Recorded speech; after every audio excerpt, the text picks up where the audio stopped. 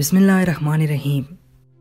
शम्सा भाभी ने मुझसे 1 किलो मछली मंगवाई थी।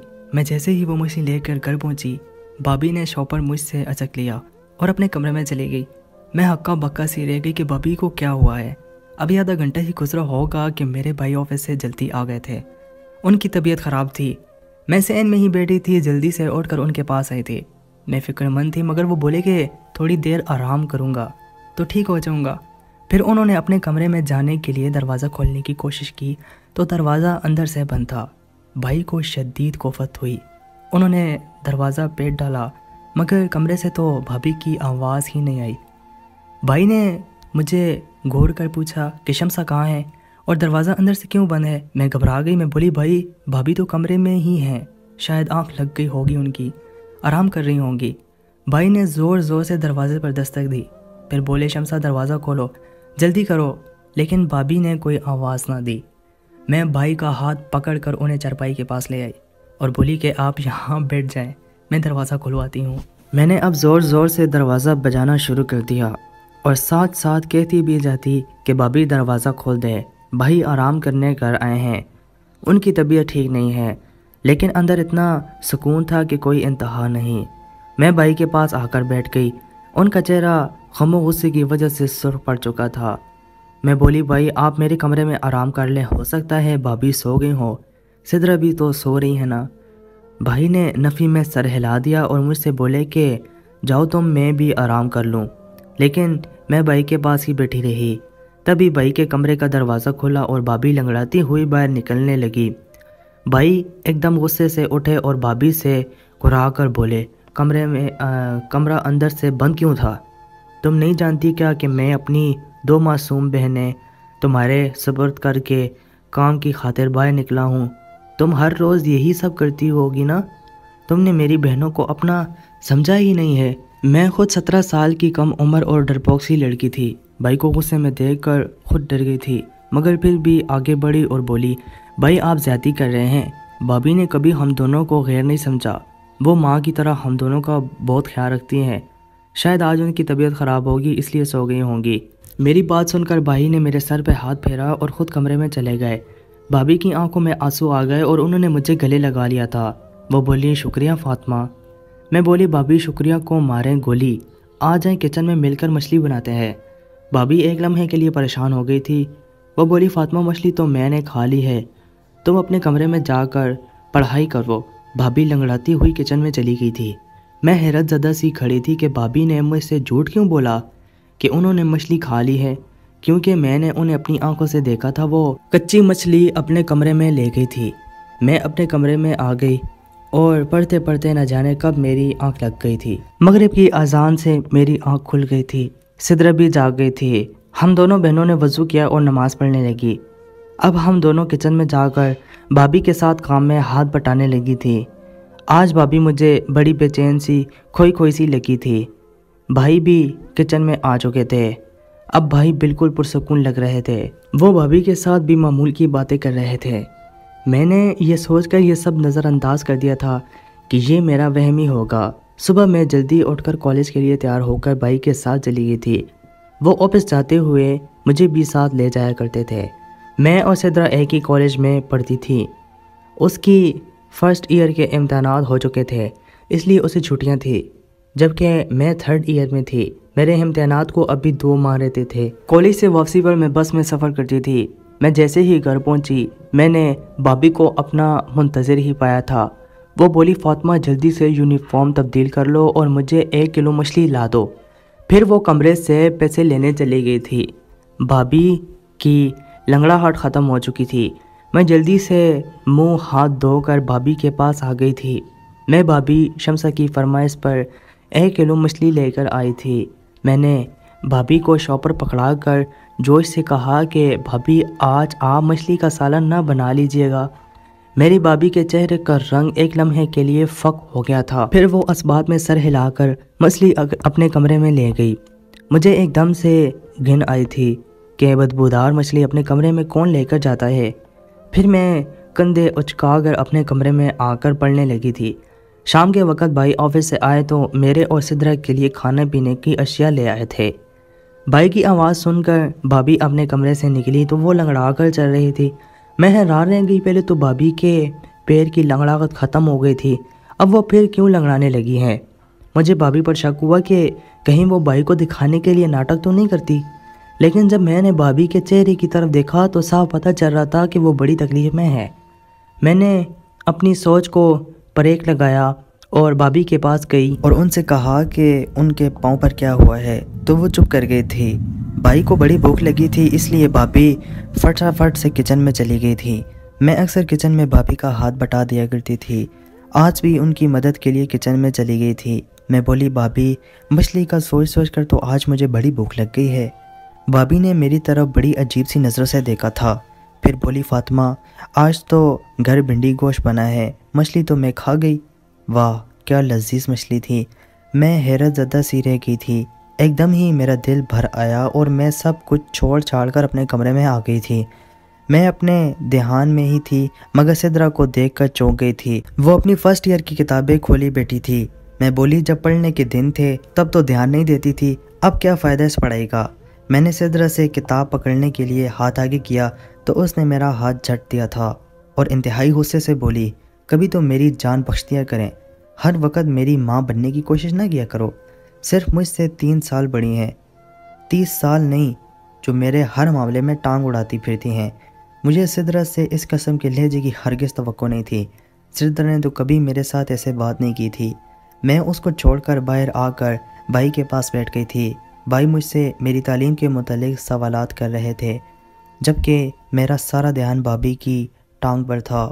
وہ بھائی کے سامنے آنے سے گریز کر رہی تھی اور ممکنہ حد تک کوشش کر رہی تھی کہ وہ لنگڑا کر نہ چلے۔ بھائی نے مجھے سوچوں میں گم پایا تو مجھ سے پریشانی کی وجہ پوچھی تھی، تو میں نے بھائی کو بتا دیا کہ سدرا نے میرے ساتھ بدتمیزی کی ہے۔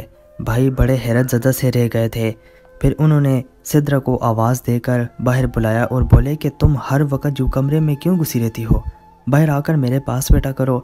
بھائی کے الفاظ ابھی منہ میں ہی تھے کہ سدرا نے دہاڑ مار مار کر رونا شروع کر دیا تھا۔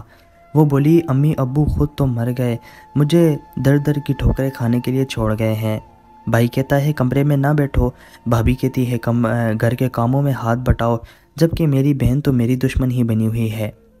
بھائی سدرا کی حالت دیکھ کر حیران رہ گئے تھے، پھر اٹھے اور سدرا کو گلے لگا کر پیار کرنے لگے اور بولے، سدرا تم جانتی ہو کہ میں تمہیں کبھی بھی اپنی بہن نہیں سمجھا، ہمیشہ اپنی بیٹی ہی سمجھا ہے، پھر تم اس طرح کی باتیں کیوں سوچنے لگی ہو؟ سدرا کچھ بھی بولے بنا بس روتی چلی جا رہی تھی۔ ہم سب بھی پریشان ہو گئے تھے، پھر اچانک ہی اس نے اپنے آنسو پونچھ لیے اور ہم سے معافی مانگ کر کمرے میں چلی گئی تھی۔ پھر بھائی نے بھابھی کو آواز دے کر پوچھا کہ آج کل سدرا گھر میں ہی ہوتی ہے، اتنی چڑچڑی کیوں ہو گئی ہے؟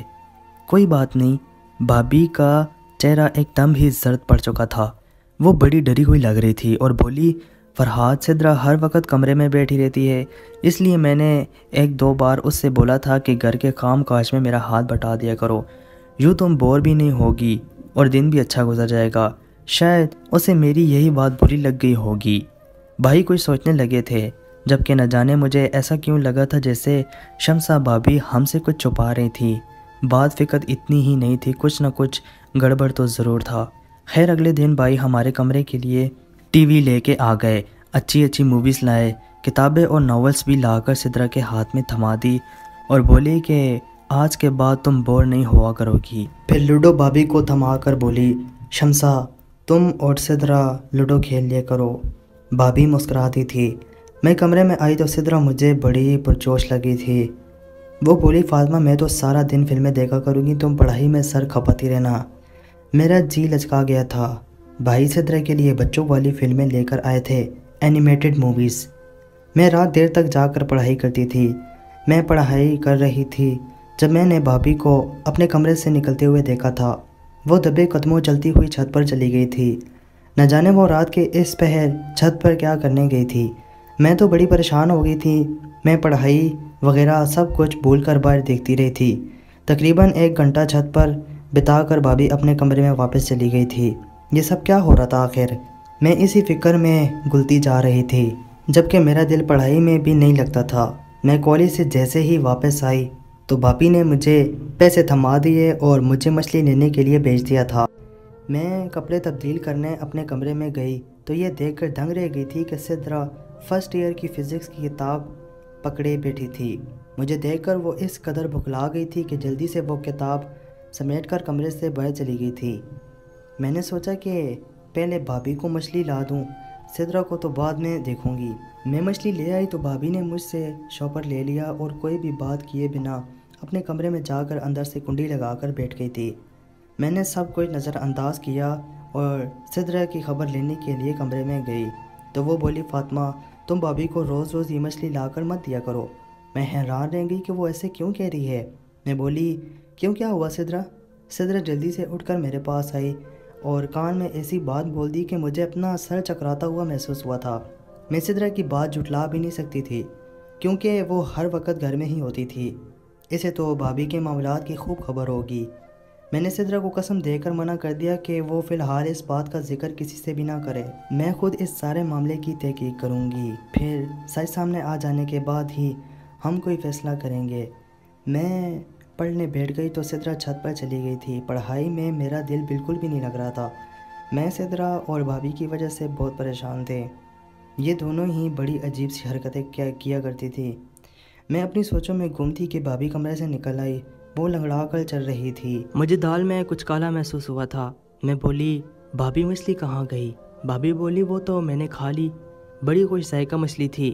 میں چپ کر گئی تھی۔ بھابھی لنگڑا کر چلتی ہوئی کام کاج کرنے لگی تھی، جب اچانک مڑ کر بولی، فاطمہ سدرا کہاں ہے؟ میں بولی، بھابھی وہ تو چھت پر ہے۔ بھابھی کا رنگ اچانک ہی فک پڑ گیا تھا، وہ لنگڑاتی ہوئی چھت کی جانب لپکی تھی۔ میں نے سر جھٹک دیا اور اپنے کتاب اٹھا لی۔ یہ دونوں تو پاگل ہیں، مجھے بھی پاگل کریں گی، لیکن میرا دل پڑھائی میں نہیں لگ رہا تھا۔ بھابھی کو چھت پر گئے ہوئے بھی بڑی دیر ہو گئی تھی۔ میں بھی ان دونوں کے پیچھے ہی چھت پر چلی گئی۔ سیڑھیاں چڑھتے ہوئے میں بھابھی کی آواز بآسانی سن سکتی تھی، وہ سدرا کو بڑی بری طرح سے جھڑک رہی تھی۔ سدرا کی رونے کی بھی آواز آ رہی تھی۔ میرا دل اپنی بہن کے لیے دکھ سا گیا تھا۔ میں جیسے ہی چھت پر پہنچی، بھابھی مجھے دیکھ کر ڈر گئی تھی۔ انہوں نے سدرا کو گلے سے لگا لیا اور پیار سے بولی، لوڈو نہیں کھیلو گی اپنی بھابھی کے ساتھ؟ سدرا نے بھی اپنے آنسو پونچھ دیے تھے اور زبردستی مسکرانے کی کوشش کرنے لگی تھی۔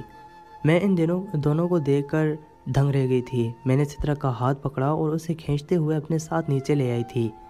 اسے کمرے میں لا کر میں نے پوچھا کہ بھابھی تمہیں کیوں جھڑک رہی تھی؟ سدرا گھبرا گئی اور بولی، نہیں تو بھابھی مجھے کیوں جھڑکیں گی، بلکہ وہ تو مجھ سے بہت پیار کرتی ہیں۔ میں کچھ سوچ کر چپ کر گئی تھی۔ میں بولی، سدرا مجھے تمہاری مدد کی ضرورت ہے، میں بھابھی کا راز جاننا چاہتی ہوں۔ اس دن تم نے مجھے جو بات بتائی تھی وہ صرف تمہارا وہم پر ہی مبنی تھی، لیکن میں چاہتی ہوں کہ تم مجھے مکمل ثبوت لا کر دو۔ کل میں جب بھابھی کو مچھلی لا کر دوں گی تو تم ان کے کمرے میں چھپ کر دیکھنا کہ وہ مچھلی کیسے کھاتی ہیں اور پھر لنگڑا کر کیوں چلنے لگتی ہیں۔ میری بات سن کر سدرا ایک دم سے مسکرا دی تھی۔ وہ بولی، فاطمہ میں تمہارا ساتھ دوں گی۔ اگلے دن کالج سے واپسی پر گھر پہنچی تو میں نے بھابھی کو اپنا منتظر پایا تھا۔ وہ بولی، فاطمہ جلدی سے مجھے مچھلی دو۔ میں منہ ہاتھ دھونے کے لیے کمرے میں چلی گئی اور سدرا کو بھی سمجھا دیا کہ میں جیسے ہی بھابھی کو آواز دے کر بلاؤں گی تم ان کے کمرے میں جا کر چھپ جانا۔ اس نے حامی بھر لی تھی۔ میں نے بھابھی کو آواز دی اور بولی، بھابھی مچھلی اب مہنگی ہو گئی ہے، تھوڑی پیسے اور دینے پڑیں گے۔ بھابھی مسکرا کر بولی، تو پھر کیا ہوا، میں ابھی لا کر دیتی ہوں پیسے۔ اتنی دیر میں سدرا بھابھی کے کمرے میں جا کر چھپ گئی تھی۔ میں مچھلی لے کر آئی تھی۔ بھابھی نے خوشی خوشی وہ مچھلی مجھ سے لے لی اور اپنے کمرے میں چلی گئی تھی۔ میں باہر صحن میں جھلے پیر کی بلی کی طرح چکر میں چکر کاٹ رہی تھی۔ 1 گھنٹے بعد بھابھی کے کمرے کا دروازہ کھلا اور وہ لنگڑاتی ہوئی کمرے سے باہر آئی تھی۔ وہ کچن میں چلی گئی تو سدرا بھی ان کے کمرے سے نکل آئی تھی۔ یہ دیکھ کر تو میں دنگ ہی رہ گئی تھی کہ سدرا بھی آج لنگڑا کر چل رہی تھی۔ میں نے سدرا کو بازو سے تھاما اور بولی، سدرا کیا معلوم ہوا ہے تمہیں؟ سدرا بڑی پریشان سی لگ رہی تھی۔ پھر وہ بولی، فاطمہ ہماری بھابھی کردار کی اچھی نہیں ہے، تم نہیں جانتی کہ بھابھی کے کمرے میں ایک خفیہ کھڑکی بھی ہے، بھابھی مچھلی لے کر اس کھڑکی سے باہر نکل جاتی ہے۔ فاطمہ میں نے تمہیں پہلے ہی بتا دیا تھا کہ بھابھی ہم سے چپ چاپ کر گھر سے نکلتی ہے، مگر تم نے یقین نہیں کیا تھا۔ تمہیں معلوم ہے کہ وہ کھڑکی بڑی تنگ سی ہے، اس سے نکلتے ہوئے پیر پر چوٹ بھی لگ جاتی ہے، اس لیے بھابھی لنگڑا کر چلتی ہے۔ میں بھی اس کھڑکی سے نکل کر بھابھی کے پیچھے جانا چاہتی تھی، مگر उस चोट के बायस मैं ऐसा ना कर पाई। मैंने सिद्रा को कसम दी कि वो भाभी से इस बात का जिक्र ना करे। वो बोली, मैं पागल तो नहीं हूँ जो भाई का घर उजाड़ने का सोचूंगी। मैंने सिद्रा को एक किताब थमा दी और बोली कि तुम इसका मुतालिया करो। मैं उसका नन्हा सा दिमाग दूसरी जानिब लगाना चाहती थी, जबकि मैं खुद इसी शशोपंज में मुब्तला थी कि भाई को भाभी के मुतालिक बता दूं या ना बताऊं। भाभी हमारे साथ तो बहुत अच्छी थी, मगर वो मेरे इकलौते भाई के साथ बेवफाई कर रही थी। यही बातें सोचते सोचते मेरी आंख लग गई थी। न जाने कितनी देर में सोती रही, जब मैं भाई के छींकने की चिल्लाने की आवाज़ से उठी थी। या अल्लाह खैर, मेरी तो जान ही निकल गई थी। मैं भागकर बाहर निकली तो सहन में भाई, भाभी और सिद्रा को देखा था। मुझे लगा सिद्रा ने भाई को भाभी की हकीकत बता दी है, तभी तो वो इस पर गुस्सा कर रहे हैं। फातिमा, मैं तुम्हें बहुत अक्लमंद समझता था, मगर तुमसे ये नहीं उम्मीद थी। भाई का इशारा सिद्रा की जानिब था। मैं जल्दी से आगे बढ़ी और बोली, भाई हुआ क्या है? भाई की आंखों में आंसू आ गए थे। वो बोली, तुम सिद्रा से सिर्फ मुझे ये मालूम करके बता दो कि छत पर कौन था जो उससे मिलने आया था। मैं एकदम ही कँप आ गई थी। मैंने ज़ोर ज़ोर से नफ़ी में सर हिलाया था। मैं बोली, नहीं भाई, मेरी सिद्रा ऐसी नहीं है, ज़रूर आपको कोई गलतफहमी हुई होगी। भाभी भी आगे बढ़कर बोली, फरहाद, आप बिला सबब इतना गुस्सा ना करें, बच्ची है, सुधर जाएगी। भाई अब भाभी को घूर रहे थे और बोले, मैंने शादी के अव्वल रोज़ ही तुम्हें कह दिया था कि ये दोनों लड़कियां फ़िकत मेरी बहनें ही नहीं बल्कि मैंने इनको अपनी बेटियां समझा है। तुम माँ बनकर इनकी तरबियत करना। ये तरबियत की है तुमने इनकी। मैंने सिद्रा का हाथ थामा और इसे अपने साथ कमरे में ले गई थी। मैं सिद्रा से बोली, तुम मुझे सब सच बता दो कि आखिर बात क्या हुई है। वो रोते हुए बोली, भाभी चाहती हैं कि हम दोनों उनके शोहर का घर छोड़कर चली जाएं, इसलिए वो ये सब करके हमें भाई की नज़रों में गिराना चाहती हैं। सिद्रा की बात ने तो मुझे अंदर तक हिलाकर रख दिया था।